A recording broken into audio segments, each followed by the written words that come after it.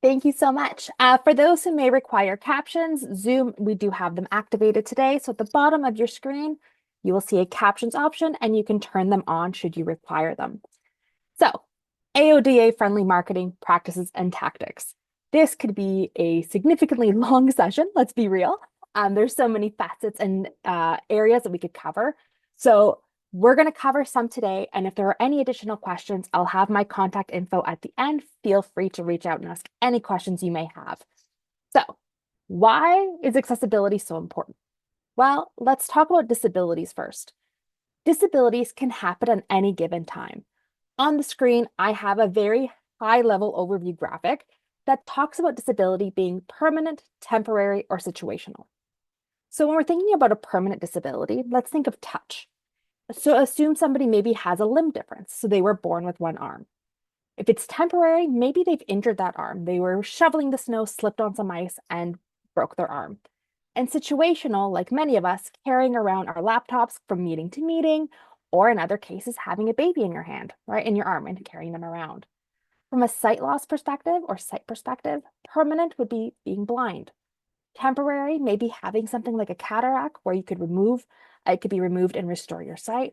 And situational, think about those sunny days in the summer when you're working on the patio and that sun is beaming right down on your screen and you can't really make out what's there. From a hearing perspective, perhaps you were born deaf, that's permanent. Temporary, you have an ear infection, or situational, you're just in a noisy surrounding. So think about having a business meeting at a restaurant and it's packed and the music is blaring. Speech, permanent, maybe somebody is nonverbal. Temporary, it's laryngitis. Or situational, perhaps the person has a heavy accent or you have a heavy accent, so it's a bit more difficult to understand and navigate. And finally, cognitive. Permanent, something like ADHD. Temporary, if you're really tired, that fatigue is hitting you and your concentration is shot. Or situational, and I'm very guilty of this one, an open office landscape. Everybody's around, you're trying to do your work, but you're kind of focused on like, ooh, what's that chatter about over there? Or so on and so forth. So when it comes to disability, it is the one thing that can happen to anybody at any time, and everybody can be part of this group. But why does accessibility matter? From a business perspective, it helps reach our audience. In a recent Statistics Canada data research, it showed that 27% of Canadians aged 15 years or older, or approximately 8 million Canadians, identify as having a disability. In Durham region alone, 22% have identified as having a disability. And I say the word identified because if you use someone like my dad, for example, who wears hearing aids, and if he doesn't have them in, you're kind of yelling to get him to hear you, he will tell you that he doesn't have a disability. He doesn't necessarily identify as having one. However, if you were to go by the textbook, medical model of disability, he would. So in that case, really, when we're looking at these numbers, they're relatively modest compared to where we're actually at. When it comes to reaching an extended audience or a broader audience, digital accessibility ensures that our marketing reaches everyone, including those with disabilities, if we're doing it properly from the start. Of course, we have the legal compliance. So here in Ontario, we have the AODA, or the Accessibility for Ontarians with Disabilities Act, which was put forth in 2005, and we'll talk a little bit more about that in the next slide. And then, of course, the business benefits. So it boosts your brand reputation, it improves the user experience, and again, it taps into those new markets. When it comes to the digital landscape, particularly your website, that is the front door to your business. If your website is inaccessible, you're telling people they're not welcome, unintentionally. I never assume that somebody's doing that intentionally, right? So by ensuring that you're being accessible, you're saying everybody is welcome. And one of the things I hear a lot from clients is usually, oh, my website doesn't need to be accessible because somebody who is blind won't visit it. Who's to say that though? For example, somebody might say, well, I run a car dealership. Somebody who's blind is not going to visit my website. They don't drive. They can't drive. True, but what if that person with sight loss has a son who's just turned 16 and wants to get a car?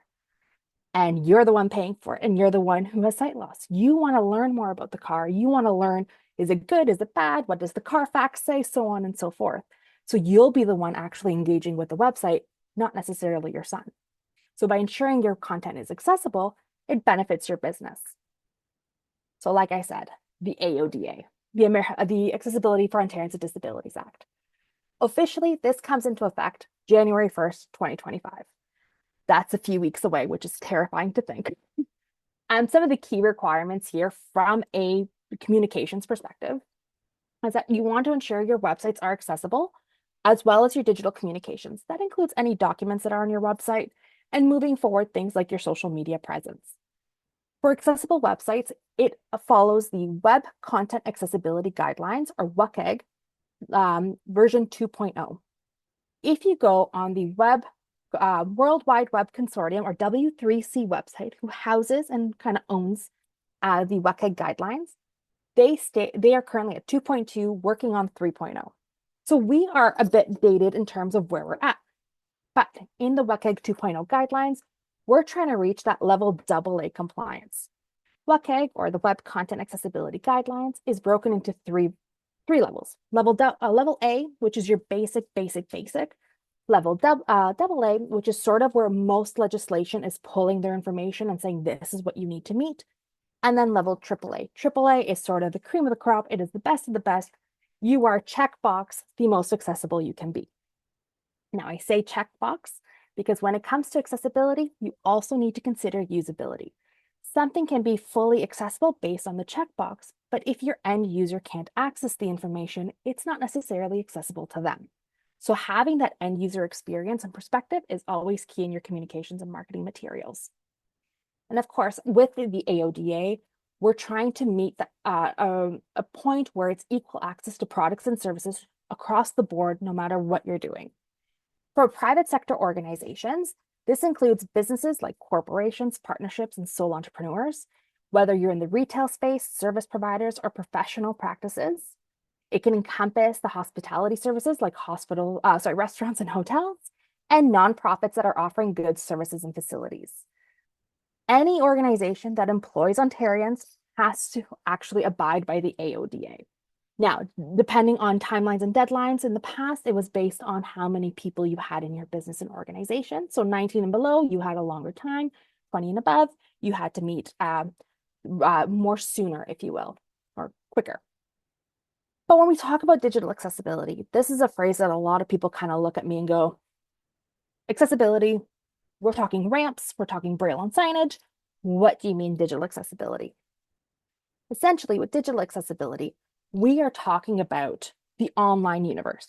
Everything that's online or documents, anything on your computer, your phone, tablet, making sure those items are accessible. So that ensures that anybody, any user, including those with disabilities, can access and navigate your digital content on their own, that they shouldn't require somebody else to assist them in getting that information. This covers things like your websites, your apps, your documents, your multimedia. Again, anything that is in the digital space, this is what we want to ensure is accessible. And really, while accessibility is a legal obligation, it's not only that. It's also a powerful way, as I mentioned before, to expand your brand's reach and engagement. So, how do we do this? What are some practical tips that we can start using for accessible digital content and creating that stuff? So let's first focus on the website. So your website, this is going to be very high level. As Gregory, who is on this call, I can see he is well known in the web space. This section alone could be another 2-3 hour webinar. So this is very high level, but again, if you have any additional questions, please don't hesitate to reach out. So let's talk about this. For your website, some accessibility tips are use descriptive alternative text for your images. Alternative text, or what has somehow now become more hand in hand, also associated with image descriptions, essentially describe the images to screen readers to ensure that people who have sight loss can understand the content. Now, when we are creating image descriptions or alt text, there is also this component of what is decorative versus what is not.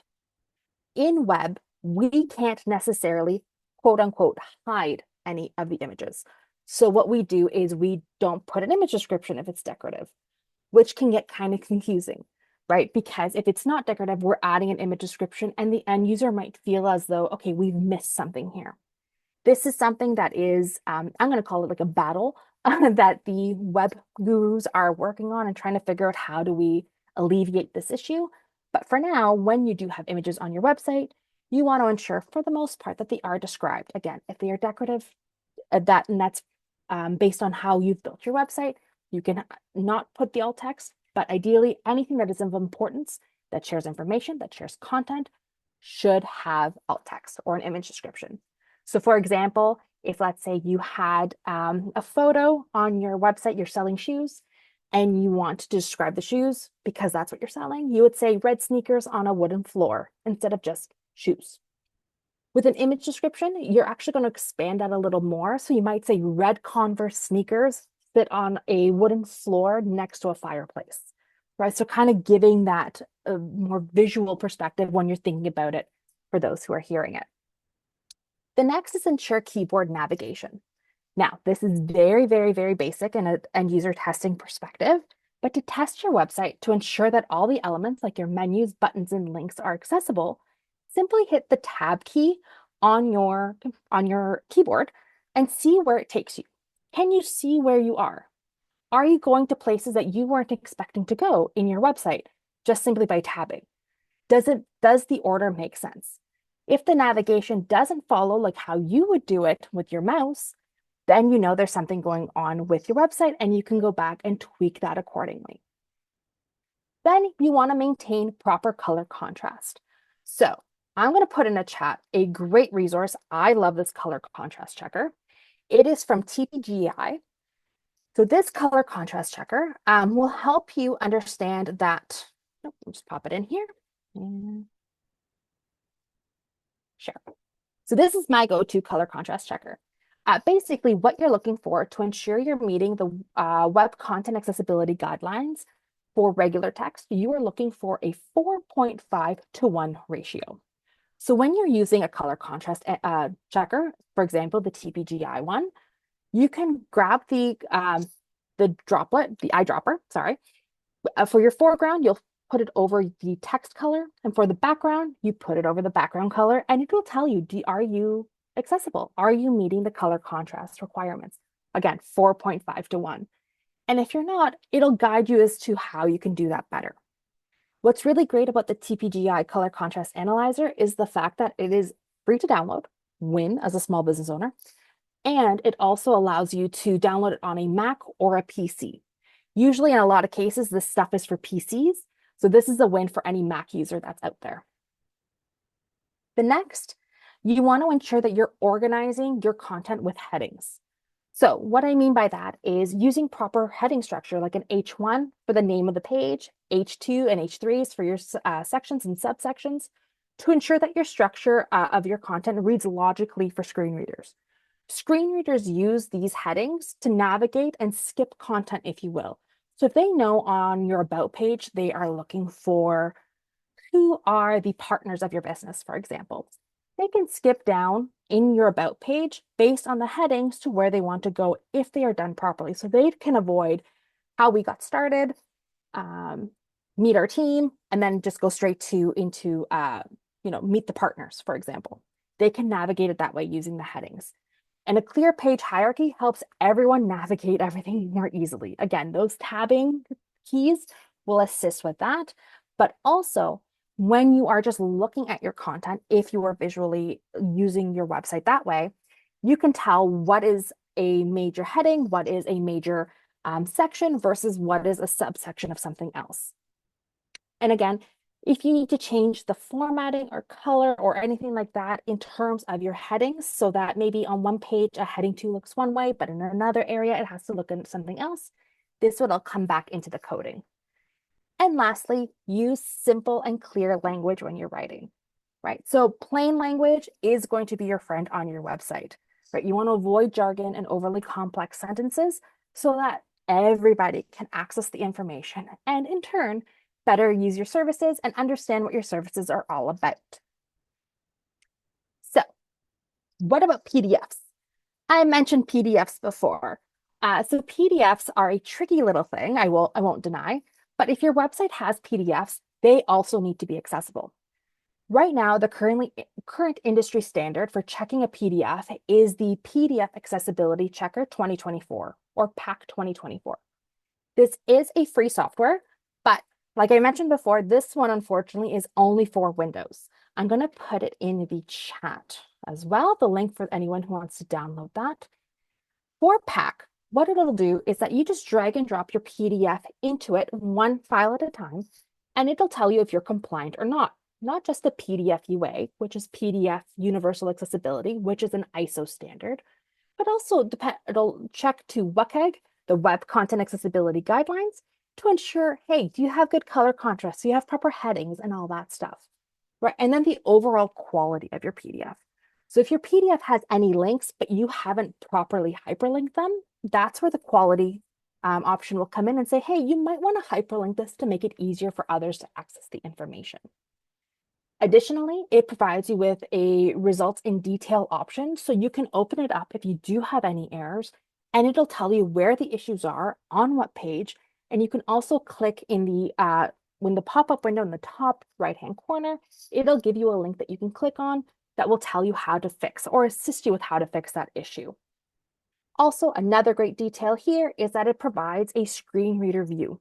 So this will show you essentially how would a screen reader navigate this document. Does it make sense? Does it navigate the way somebody who is sighted would engage with the content?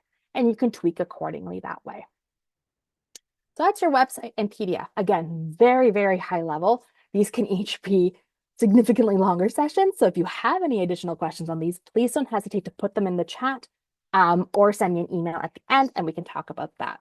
But let's go on to everybody's main marketing best friend, everything they do. Social media, accessible social media. How do we do this? How do we ensure that we are communicating with the most people as possible? Well, first, like I said before, write in plain language. Assume that everybody on social media isn't going to know the intricacies or the jargon or anything of your industry. Consider everybody at the same level playing field. So ideally, when you're writing your social media content, you want to be writing for a grade 8 level.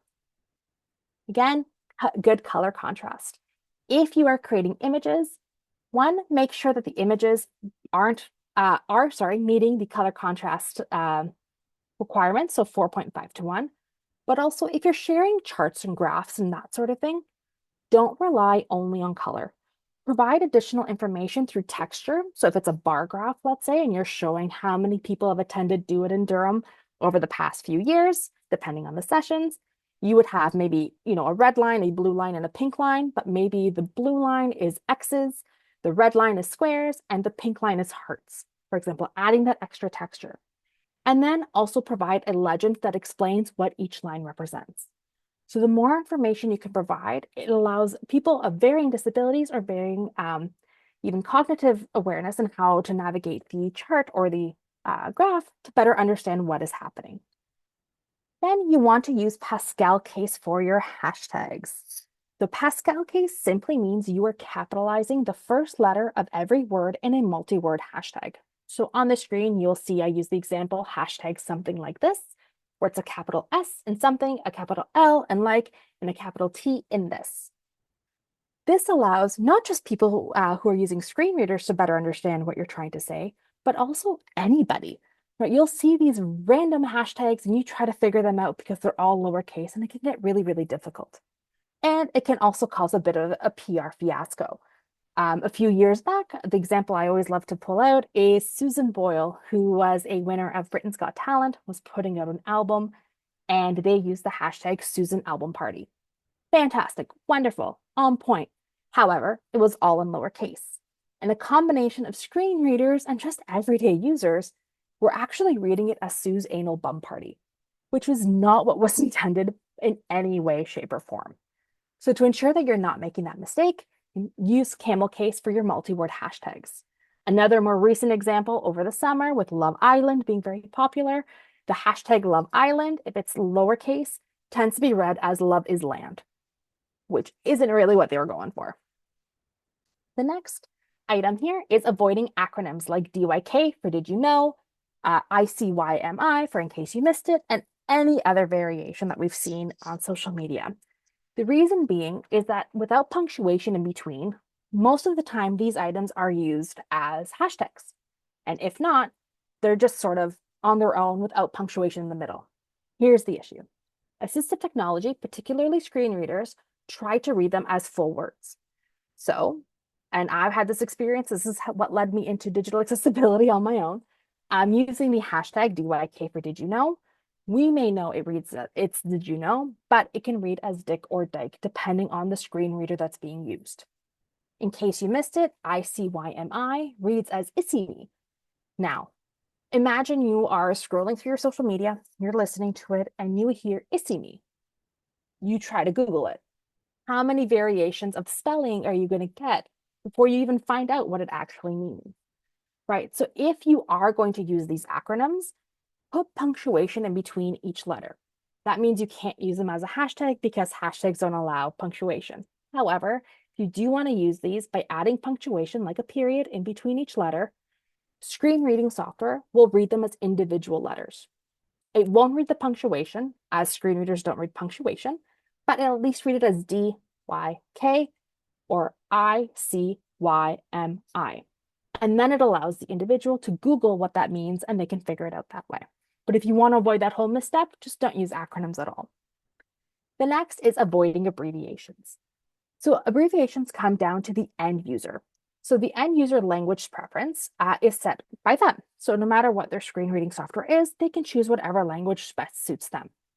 So if you use the abbreviation, for example, for capital G, lowercase o, lowercase v, period, if they have it set to Canadian English or British English, it'll read as government. But if they have it set to American English, it's governor. And if they have it set to a different language, it might be something completely different. So because you don't know what the end user's language preference is set to avoid any confusion or misunderstandings, you want to use you want to ensure that you're not using those abbreviations. Then we want to talk about emojis. I'm a big fan of emojis. I love a good emoji, but you want to limit the use of them. And we're going to talk about that in the next few slides, so stay with me here. Finally, the last two items sort of relate together. So you want to provide that alt text to all your images and GIFs where applicable. And by that, I mean embedding them. So if you're on Instagram, for example, in your caption, and this leads into the next point, you would have your main caption, but you also want to add that alt text to the bottom of your caption while also embedding it. If you're on your phone and you're uploading something to Instagram, once you get to the writing your caption screen, you scroll to the bottom or slide to the bottom of your Instagram. There's an advanced setting option. You would tap on that, scroll down, and you would see write alt text. Click on that, and then you're able to embed the alt text itself. If you're on your computer on Instagram instead, when you get to this page where you can add in your caption, you'll see underneath there's an option for accessibility. You would click on that, and then it provides you with the opportunity to write your alt text. The reason you want to have it both embedded and in the main copy of your posts is for this very reason that everybody is using assistive technology differently. What I mean by that is, if I am blind and I'm using solely a screen reader, I can listen to it because it's embedded. Because particularly for Instagram, for example, assistive technology will read the image first before it reads the caption. However, if I have a cognitive disability, or if I have low vision and I'm using magnification, so I've magnified it 12 or 18 times, I may not understand what is actually happening in the image, but by having the alternative text or image description in the caption itself, I'm still given that information. Now, some people might say, okay, but now the blind user has to hear it twice. In theory, yes. However, the user who is blind has the opportunity to skip the repetition versus somebody who has a cognitive disability or has low vision doesn't get that option, right? So if they can't hear it and you don't have it in your caption, they've missed out on the information. So by ensuring it's both in your caption and also embedded into your post, embedded into the actual image, you're ensuring everybody's accessibility needs are being met. All right, let's move on to emojis. Like I said, you want to use them sparingly, but I love a good emoji. Emojis are my friend. So when it comes to emojis, something you need to be aware of is that every emoji has a unique alternative text dependent on the platform, browser, and device that it's being read on. So in order to ensure what it actually reads as or might be heard as, you can check emojipedia.org to learn about the differences, depending on, again, the platform, browser, and device. So for example, on the screen, I have an emoji of what I would call a rundown house. But if you look at Emojipedia, there are 4 different alt texts for it. So it's either going to be called an abandoned house, an old house, a haunted house, or a derelict house. None of the, if you're thinking about when you're writing your tweets or your social media posts and that sort of thing, depending on what your content actually is, having it be an abandoned house or an old house is completely different than it being a haunted house or a derelict house. So understanding the nuances of what emojis actually read as or sound like is very important. So for those of you who've never heard what an emoji sounds like or what a screen reader sounds like, thanks to Accessible Social, Alexa Heinrich, she's a fantastic person, has a fantastic website called accessible-social.com that provides all the information and stuff that you require to make your social media very accessible. So if you ever have any questions, that's my go-to resource. She is fantastic. But she created this video from Taylor Nation. Us here in the GTA, we know that Taylor Swift is in town. And so that's sort of taking everybody by storm. But is her social media content that accessible? Well, here's a tweet from a while ago, and listen to how it sounds. Taylor Nation, at Taylor Nation 13, verified. Oh wait, you thought we were done meeting at midnight. Face with hand over mouth, rosy cheeks, and smiling eyes, mantelpiece clock, hashtag TS Midnight TS, the Till Dawn edition, is out tomorrow night at midnight ET and includes Ice Cube, Hot Pepper, Karma, featuring Ice Spice, Snowflake, Desert Island, Snow on the Beach, featuring more Lana Del Rey, Red Heart Wrapped in Bandage, Boxing Glove, Hits Different, We Won, plus, Midnights, the 2 images, 32 minutes ago. That's a lot. It's a lot of content that you are trying to listen to and trying to navigate. And as you heard with the emojis, particularly being used as bullet points, this can get very, very confusing for somebody who's listening to it. So what you want to do is when it comes to emojis, you want to ensure that you're prioritizing the main message. Don't let what you're trying to convey get lost in a sea of alt text. Get it out there first. Use emojis that fit the context of what you're actually posting. If you need to use emojis, and like I said, I love a good emoji, put them at the end of the sentence or post itself. That way your main message doesn't get lost in translation. Don't use emojis to replace any text because again, when you replace the text, it's going to add the alt text of the emoji and that alt text can vary on the platform, browser, or device that you're using. And finally, don't use emojis between words. So we see this a lot around the holiday season. My go-to example is, Wendy's. Shout out to Wendy's, but also I'm sorry, Wendy's, for using you as an example. This past Christmas, they had the tweet that said Merry Christmas, but it actually was Merry Christmas with a candy cane emoji in between each letter. So how that would read is M, candy cane, E, candy cane, R, candy cane, R, candy cane, Y, candy cane, C, candy cane, H, candy cane, so on and so forth. That can be overwhelming and you just sort of tap out and you're like, I don't know what's being said. If you want to give that sort of design, if you will, for the content and be like, we're festive, we're being fun and all this stuff, make it an image, right? So in that case, what Wendy's could have done was created the same thing, however, had it as an image and written the alt text that would say, black text reads Merry Christmas. In between each letter, there's a candy cane emoji. It just makes it a lot simpler for everybody else. One other thing to know when it comes to emojis/emoticons is that if you use an emoticon, so just the punctuation, right? So a smiley face emoticon would be a colon and a closed bracket. These don't actually get read by screen readers. As I said before, assistive technology doesn't read punctuation. It just stops, kind of goes quiet for a little bit. So if you are wanting to use a smiley face, use an emoji instead of an emoticon. And one other thing when it comes to your content on social media, decorative fonts. We see this a lot on like LinkedIn and Instagram. People are going to other sites, writing in their post, copying it as italicized or bold or something else, and pasting it into these platforms. However, screen readers don't actually read those items. It either reads as blank or in older assistive technology, it actually will read as squares, right? So if you want your messages there, use the root platform's availability in terms of formatting. If LinkedIn or Instagram don't provide the option to bold, bullet, underline, italicize, or anything like that, don't do it. Because if you do, your content won't be read. Again, it'll be read as blank to screen readers. So now you're missing out on that entire audience. Going to now onto image descriptions and alt text. When you are writing these, make sure you're writing in plain language. Again, describe what's happening, focus on accuracy, not length. On social media, from all platforms, you have 1,000 characters to describe your image. If need be, use it, right? Exclude writing photo of or image of at the beginning of your image, your image description. It is assumed that it is a photo or an image of something. However, if you are using an illustration, a comic, a painting, a sketch, something that isn't just your traditional photo, then describe what it is.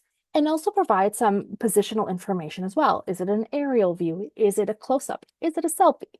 It provides more context in terms of what the image is all about. If you're posting from your own social media accounts, use names and proper nouns, right? So Daisy, I see that you're on today's call.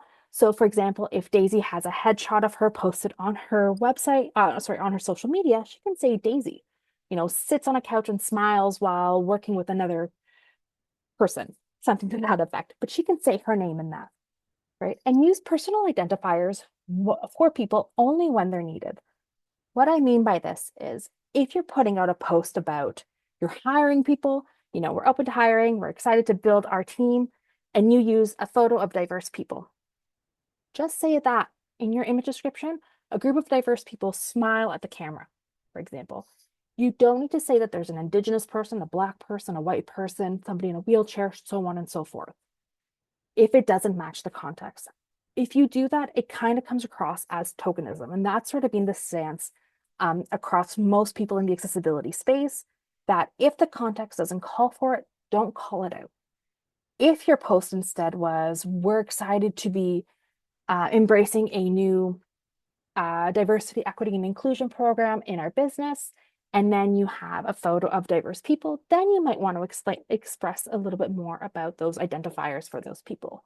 Again, it matches the context. So keeping that in mind when you are writing your alt text. Next, videos. If I could see everybody, I would ask the question, how many of you like to create videos? Videos are a big thing when it comes to marketing right now. So how do we make them accessible? According to the AODA, they need to be captioned. So open or closed caption. Open caption is when they're burned into your video. Closed caption, you have a secondary file that gets uploaded with your video and the end user can turn them on or off. That is what the AODA requires. However, if you're going for that level AA compliance for the Web Content Accessibility Guidelines, you would go one step further and also ensure that your video is described. Either post-production described, that's when you hear that secondary audio layer saying something like, man walks into room, woman sits down, or integrated described. And that's when you have what's happening or those key moments in the visual form naturally woven into the script. And momentarily, I'll show you 2 clips of that so you can see the difference. And of course, you want to provide a transcript with your video's descriptions, in your video's description. This allows for people to not only Google, search the content they're looking for, but if maybe I didn't fully understand what was happening in the video, I can go back and understand better by using the transcripts.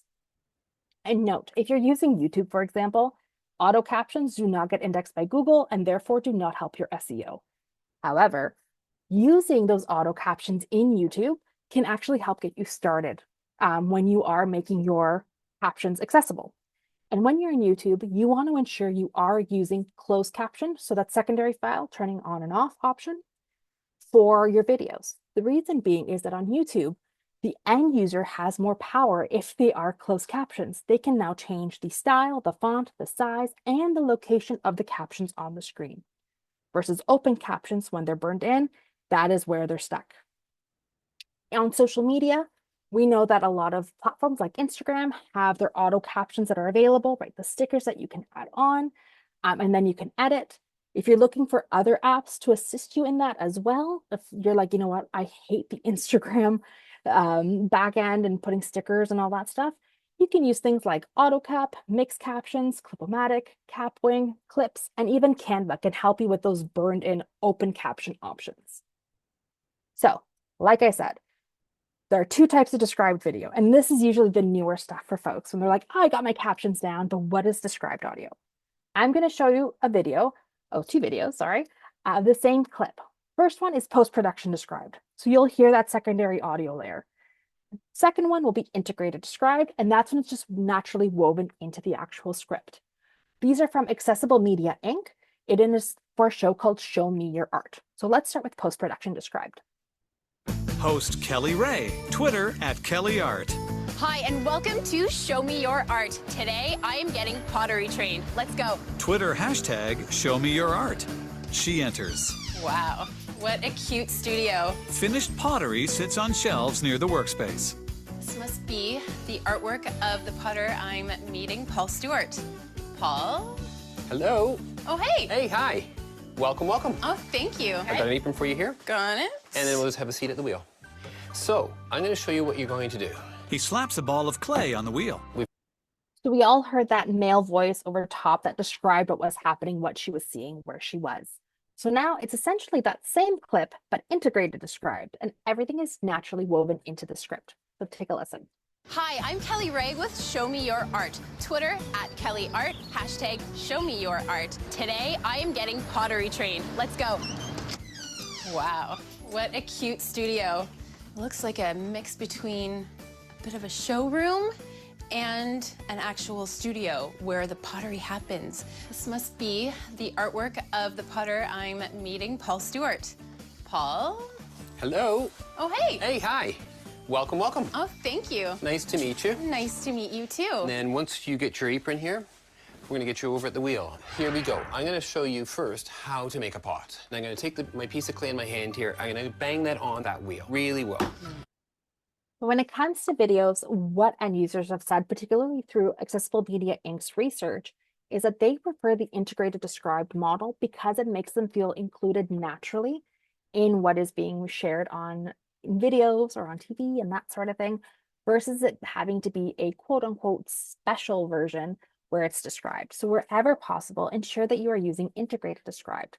And that could be as simple as if you're doing a talking head video and it's your CEO or yourself talking and you're introduce yourself, right? Don't have it be that somebody else's voiceover has to describe who you are. Introduce yourself like, hi, it's Matisse Halonelis, president of Matisse Nelis Consulting. I'm here in my office, so on and so forth, right? Versus having somebody else have to say my name and my title and then me starting to talk. Just make it natural and woven in.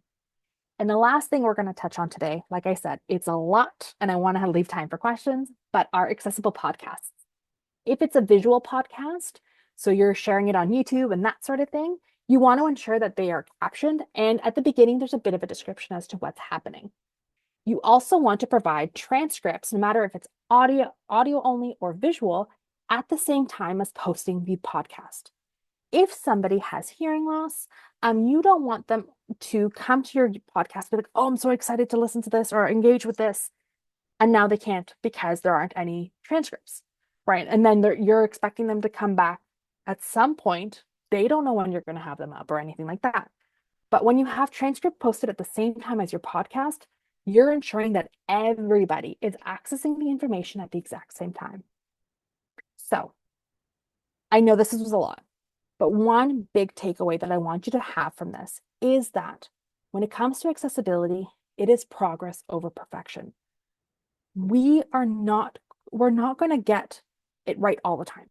I make mistakes. Everybody makes mistakes. We do this. We're learning. We're constantly learning. We're constantly adapting. When it comes to, thank you, Gregory. I see in the chat you posted some resources for plain language. I appreciate that, and I appreciate you for that. When it comes to accessibility, it's progress over perfection. Apply small steps today to help build your accessibility as you move forward. It might be that starting today, you're going to say, all my hashtags will be Pascal case. Perfect. And maybe in a month, you'll say, then I'll start to tackle my actual images in social media. And then a month later, it might be, I'll start working on my videos. Progress is the key. And also, when you think about accessibility, and this may shock some of you, you're never going to be 100% accessible. The reason being, as I said at the beginning of this presentation, it all comes down to the end user. If the end user experiences something that they can't navigate, but somebody who maybe is using the same assistive technology for years has no problem accessing, it's just because they're getting used to their assistive tech. So for them, it's not necessarily usable, although on your end, it's fully accessible.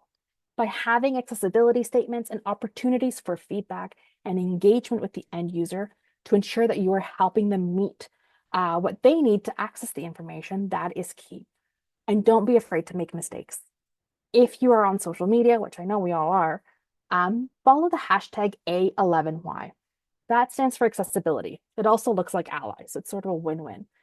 Here you'll find incredible advocates and people with disabilities and accessibility advocates, and you name it. We're sharing insights, perspectives, and ideas around accessibility on how we can all improve.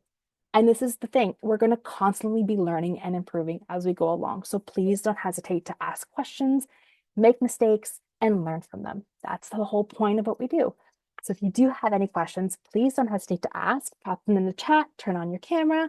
On the screen, you can send me an email at matisse@matisseneelis.com to get a copy of my digital accessibility checklist. And like I said, if you have more questions and maybe you don't feel comfortable sharing today, you can email me at matisse@matisseneelis.com. Find me on Instagram at matisseneelis. On LinkedIn, my personal is Matisse Hamel-Neelis, or my business, Matisse Neelis Consulting, or you can visit my website, matisseneelis.com.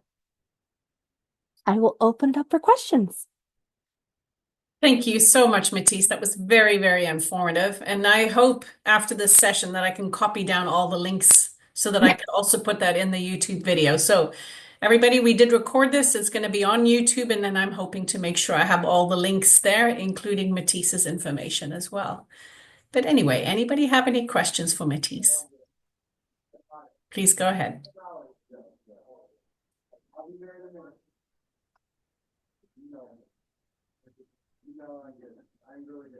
I hear someone in the background. I'm at the college in the office. Oh, Somebody just came in. It's problem. on me. But otherwise, thank you very much for a great session. Hopefully, if some of you have registered to come out tonight, we'll see you a bit later. And just give you a couple more seconds if anybody wants to ask Matisse any questions. But that was a great presentation, very well laid out, easy to read. I mean, I think you followed all the accessibility rules 101. I hope so. That made it great. Yeah, it was excellent. Thank you so much. Thank you, everybody. Thank you, Matisse. Thank you, Matisse. Amazing. It was Thank so you so much. informative. I learned so much. Thank you so much. Of course. Thank you. Thank you. Take care. Bye-bye. Thank you. Bye. Thank you.